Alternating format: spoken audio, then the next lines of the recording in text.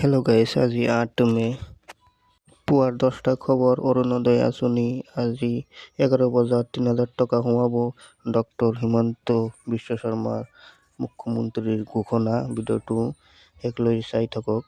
নমস্কাৰ, এই মুহূৰ্তত আহি পৰিছে ৰাতিপুৱাৰ কেইবাটাও বিগ ব্ৰেকিং নিউজ। আজি হৈছে ৮ মে। অৰুণোদয় আঁচনিৰ 5টা নতুন নিয়ম সলনি হ'ল। নাজানিলে আপোনাৰ বেংক একাউণ্টত অৰুণোদয় আঁচনি ৩,০০০ টকা নাপাব। মুখ্যমন্ত্ৰী ডক্টৰ হিমন্ত বিশ্ব শৰ্মাৰ বৃহৎ ঘোষণা। PM কিষাণৰ প্ৰতিজন হিতাধিকাৰী বেংক একাউণ্টত অতি শীঘ্ৰে ২,০০০ টকা প্ৰদান কৰিব।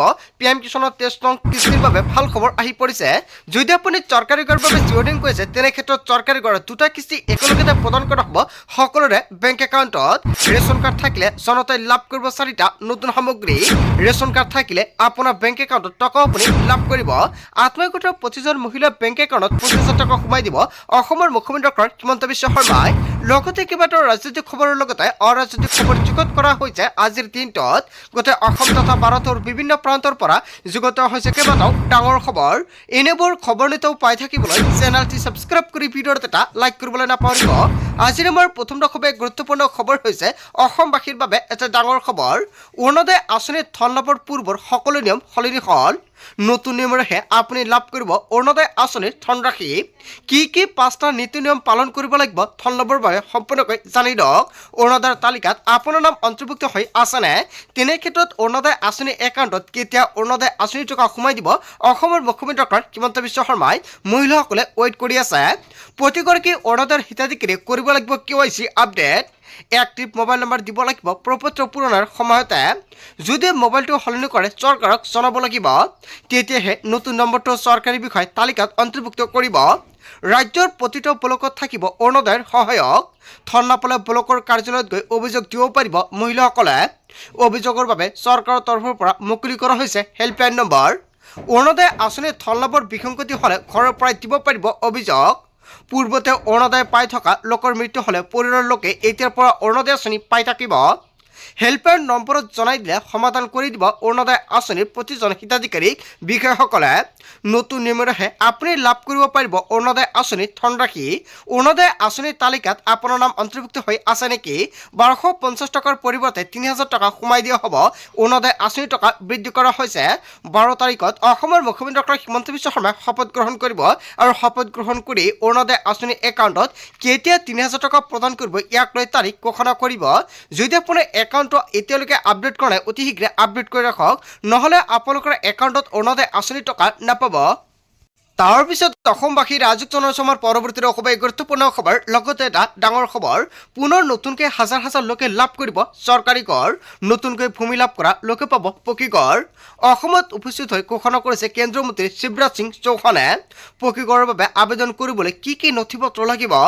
হিতাধিকাৰী আধাৰ কাৰ্ড, পান কাৰ্ড লাগিব। এক্টিভ বেংক একাউণ্ট, ৰঙীন ফটো, আয়ৰ প্ৰমাণপত্ৰ আৰু ঠিকনাৰ প্ৰমাণপত্ৰ লাগিব।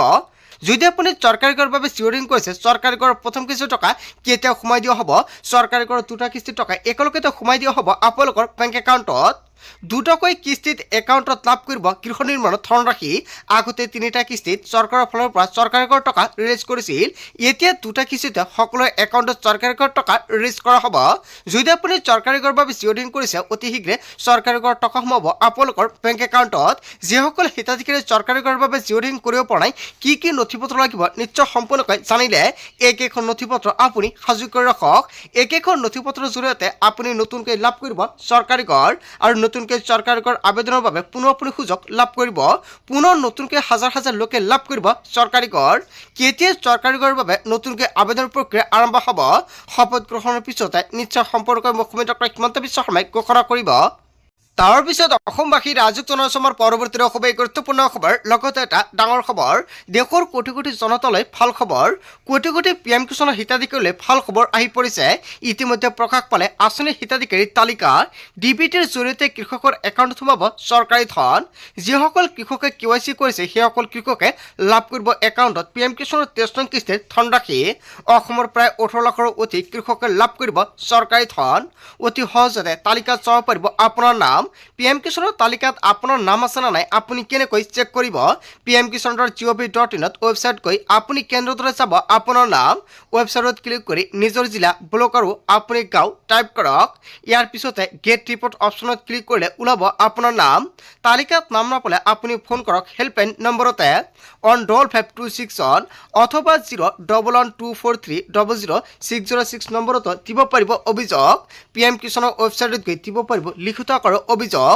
দেশৰ কোটি কোটি জনতালৈ ভাল খবৰ, PM কিষাণৰ তালিকাত আপোনাৰ নাম অন্তৰ্ভুক্ত হৈ আছেনে? তেনে ক্ষেত্ৰত আপোনাৰ বেংক একাউণ্টত 23 নং কিস্তিৰ টকা অতি শীঘ্ৰে প্ৰদান কৰা হ'ব। জুন মাহতে দেশৰ কোটি কোটি কৃষকৰ একাউণ্টত 23 নং কিস্তি 2000 টকা প্ৰদান কৰিব কেন্দ্ৰ চৰকাৰৰ ফালৰ পৰা। মোদী চৰকাৰে কোটি কোটি কৃষকৰ বাবে ভাল খবৰ দিছে। তাৰ পিছত অসমবাসী ৰাজক জনসমৰ পৰৱৰ্তী খুবেই গুৰুত্বপূৰ্ণ খবৰ, লগতে এটা ডাঙৰ খবৰ।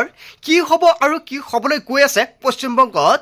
পদত্যাগৰ নামেই নুশুনে মমতা বেনাৰ্জীয়ে। নিৰ্বাচনত বেয়াকৈ মুখ ঠিকেছে খোৱাৰ পাছতো নাচৰবান্ধা মমতা বেনাৰ্জী। যোৱাকালি নিশা 12 বজা পৰ্যন্ত অন্ত পৰিল মমতা বেনাৰ্জীৰ কাৰ্যকাল। তথাপিও পদত্যাগ কৰিবলৈ এতিয়ালৈকে অস্বীকাৰ কৰিছে মমতা বেনাৰ্জীয়ে। মমতাৰ কাৰ্য দেখি এনেকুৱাকৈ হতচিকিত হৈ পৰিছে পশ্চিমবংগৰ জনতা।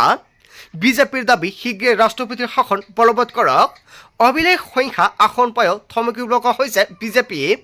দেশৰ ইতিহাসতে প্ৰথমবাৰলৈ সংঘটিত হৈছে এই অভূতপূৰ্ব ঘটনা। মমতা বেনাৰ্জীক লৈ উত্তাল হৈ পৰিছে পশ্চিমবংগৰ ৰাজনীতি। তাৰ পিছত অসমবাসী ৰাজক জনসমৰ পৰৱৰ্তী খুবেই গুৰুত্বপূৰ্ণ খবৰ, লগতে এটা ডাঙৰ খবৰ। মোদী চৰকাৰৰ বিৰুদ্ধে হ'ব বৃহৎ প্ৰতিবাদ। দেশৰ ৰাজধানী কঁপাব শ শ শ্ৰমিকে। 22ৰ পৰা 24 মেলৈ হৰতাল ট্ৰাক চালকৰ। ট্ৰাক ইউনিয়ন চৰকাৰৰ সিদ্ধান্তৰ বিৰুদ্ধে লৈছে বৃহৎ পদক্ষেপ। 3 দিনীয়া হৰতাল ঘোষণা কৰিছে ট্ৰাক ইউনিয়নৰ ফালৰ পৰা।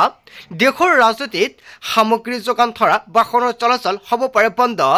বহিৰাজ্যৰ পৰা অহা ট্ৰাকৰ এণ্ট্ৰি বন্ধ ঘোষণা। শুল্কবৃদ্ধিৰ বিৰুদ্ধে জাঙুৰ খাই উঠিছে শ্ৰমিকসকল। দিল্লীত প্ৰৱেশ কৰা বাণিজ্যিক বাহনৰ ওপৰত বৃদ্ধি কৰা হৈছে শুল্ক। আৰু BS4 বাহনৰ দিল্লীত প্ৰৱেশত দিয়া হৈছিল নিষেধাজ্ঞা। পুৰণি বাহন চলাচলত নিষেধাজ্ঞাৰ ঘোষণাৰ পাছতে ক্ষতিগ্ৰস্ত হৈছে শ শ চালক। BS6ৰ দৰে পৰিৱেশ অনুকূল বাহনৰ ওপৰত নিষেধাজ্ঞাৰ পাছতে প্ৰতিক্ৰিয়া। দিল্লী প্ৰদূষিত নহ'বলৈ চৰকাৰে লৈছে কঠোৰ পদক্ষেপ। সৰ্বোচ্চ ন্যায়ালয়ৰ মঞ্জুৰিৰ পাছত এনেকুৱাকৈ লাগু হৈছিল কেতবোৰ নিয়ম। দিল্লীতকৈও কঠোৰ নিৰ্দেশনাৰ পাছতে হৰতালৰ সিদ্ধান্ত। ফল মূল শাক পাচলি গাখীৰৰ যোগানত পৰিব প্ৰভাৱ। ঔষধৰ দৰে অত্যাৱশ্যকীয় সামগ্ৰীৰ যোগান হ'ব পাৰে বন্ধ। 22ৰ পৰা 24 মেলৈ হৰতাল ট্ৰাক চালকৰ। হয়, এটা বিগ ব্ৰেকিং নিউজ আহি পৰিছে। তাৰ পিছত অসমবাসী ৰাজক জনসমৰ পৰৱৰ্তী খুবেই গুৰুত্বপূৰ্ণ খবৰ, লগতে এটা ডাঙৰ খবৰ। বিজেপিৰ বিৰুদ্ধে প্ৰতিবাদ নকৰে অসমৰ সংখ্যালঘুৱে। কংগ্ৰেছৰ নিৰ্বাচিত কেইবাটাও বৃহৎ মন্তব্য কৰিছে। কংগ্ৰেছৰ নিৰ্বাচিত মিয়া বিধায়কসকলৰ বিৰুদ্ধে হ'ব প্ৰতিবাদ। অনাগত দিনত এজনো মিয়াক অত্যাচাৰ কৰিলে পৰিস্থিতি ভয়ংকৰ হ'ব। মিয়াক অত্যাচাৰ কৰিলে বিজেপি নহয় কংগ্ৰেছৰ বিৰুদ্ধে কৰিম প্ৰতিবাদ। কংগ্ৰেছ মিয়া বিধায়কৰ ঘৰ ঘেৰাও কৰিম আমি। চলে বলে কৌশলে ব্লেকমেইলিঙৰ ৰাজনীতি কৰিছে কংগ্ৰেছে। কংগ্ৰেছ দলটো তেওঁলোকে মিয়া দলে পৰিৱৰ্তিত কৰিছে। কংগ্ৰেছৰ জয়ী প্ৰাৰ্থীসকলে আজিলৈ মিয়াক সপক্ষে মাত মতা নাই। মিয়া বিধায়কসকলে সংখ্যালঘুৰ উন্নয়ন নকৰিলে পৰিস্থিতি ভয়ংকৰ হ'ব। কংগ্ৰেছৰ মিয়া বিধায়কৰ বিৰুদ্ধে সংখ্যালঘুৰ সংগ্ৰাম পৰিষদৰ হুংকাৰ।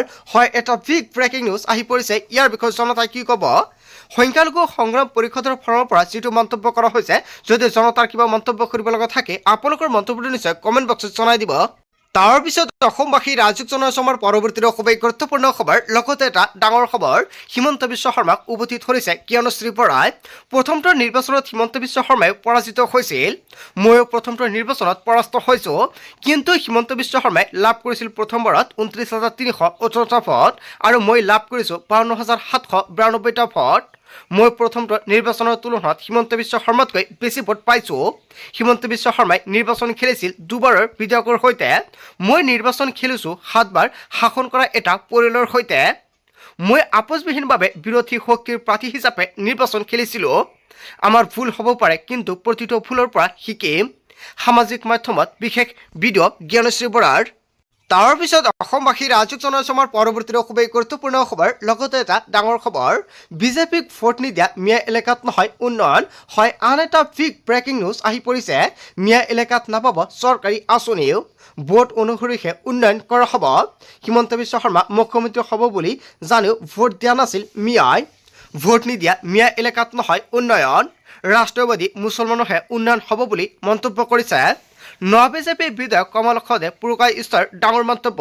হয়, এটা ডাঙৰ খবৰ আহি পৰিছে। তাৰ পিছত অসমবাসী ৰাইজক জনাইছো আমাৰ পৰৱৰ্তী খুবেই গুৰুত্বপূৰ্ণ খবৰ লগতে এটা ডাঙৰ খবৰ 12 মেত হিমন্ত বিশ্ব শৰ্মাৰ চৰকাৰ শপত গ্ৰহণ 9 মেত এনডিএৰ সকলো জয়প্ৰাৰ্থী আহিব গুৱাহাটীলৈ অসমলৈ আহিব দেশৰ প্ৰধানমন্ত্ৰী নৰেন্দ্ৰ মোদীও 9 মেত অসমত উপস্থিত হ'ব পৰ্যবেক্ষক জেপি নাড্ডা লগতে ৰাজ্যত উপস্থিত হ'ব সহ পৰ্যবেক্ষক নায়ব সিং চৈনী আৰু 10 মেত অনুষ্ঠিত হ'ব বিজেপিৰ বিধায়িনী দলৰ বৈঠক দ্বিতীয়বাৰৰ বাবে মুখ্যমন্ত্ৰী হিচাপে শপত ল'বলৈ সাজু হৈছে হিমন্ত বিশ্ব শৰ্মা কোন বিধায়কে স্থান পাব হিমন্ত বিশ্ব শৰ্মাৰ মন্ত্ৰীসভাত বিজেপি অগপা বিপিএফৰ কাৰ নাম চৰ্চাত কোন নতুন মুখে স্থান পাব হিমন্ত বিশ্ব শৰ্মাৰ মন্ত্ৰীসভাত এনেকুৱাকৈ বৰ্তমান সময়ত এটা ডাঙৰ প্ৰশ্ন উত্থাপিত হৈছে সন্তানীয়ক পীযুষ হাজৰিকা জয়ন্ত মল্লা বৰুৱা ৰঞ্জিত কুমাৰ দাস ৰণজ পেগু আৰু অশোক সিংগাল বিমল বৰা বিশ্বজিৎ দৈমাৰী আৰু হিতেন্দ্ৰনাথ গোস্বামী পল্লৱ লোচন দাস প্ৰদ্যুৎ বৰদলৈ ভূপেন বৰা তুলিৰাম ৰংহাং পদ্ম হাজৰিকা আৰু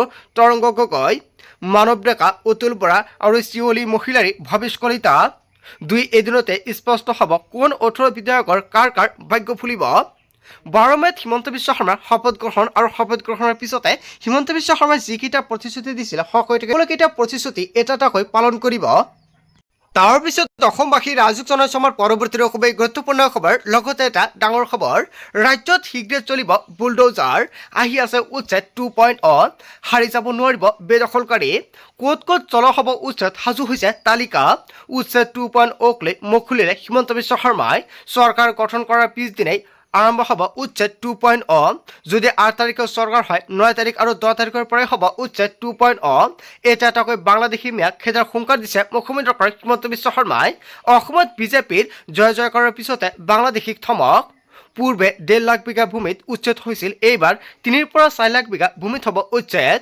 হিমন্ত বিশ্ব শৰ্মাই পুনৰ পোনপটীয়াকৈ থমক দিলে অনুপ্ৰৱেশকাৰীক অসমত নিষ্ঠা নাই অবৈধ মিয়াৰ কোনো এজন বাংলাদেশী থাকিব নোৱাৰিব অসমত এটাকৈ বাংলাদেশী যাব লাগিব অসমৰ পৰা পূৰ্বতকৈ অধিক কঠোৰ ৰূপত বাংলাদেশীৰ ওপৰত চলিব বুলডোজাৰ ৰাজ্যত শীঘ্ৰে চলিব বুলডোজাৰ একশ্যন বন্ধু-বান্ধৱীসকল গোটেই অসম তথা ভাৰতৰ বিভিন্ন প্ৰান্তৰ পৰা যুগত হৈছে কেইবাটাও ডাঙৰ খবৰ এনেবোৰ খবৰ নিতৌ পাই থাকিবলৈ চেনেলটি ছাবস্ক্ৰাইব কৰি ভিডিঅ'ত এটা লাইক কৰিবলৈ নাপাহৰিব।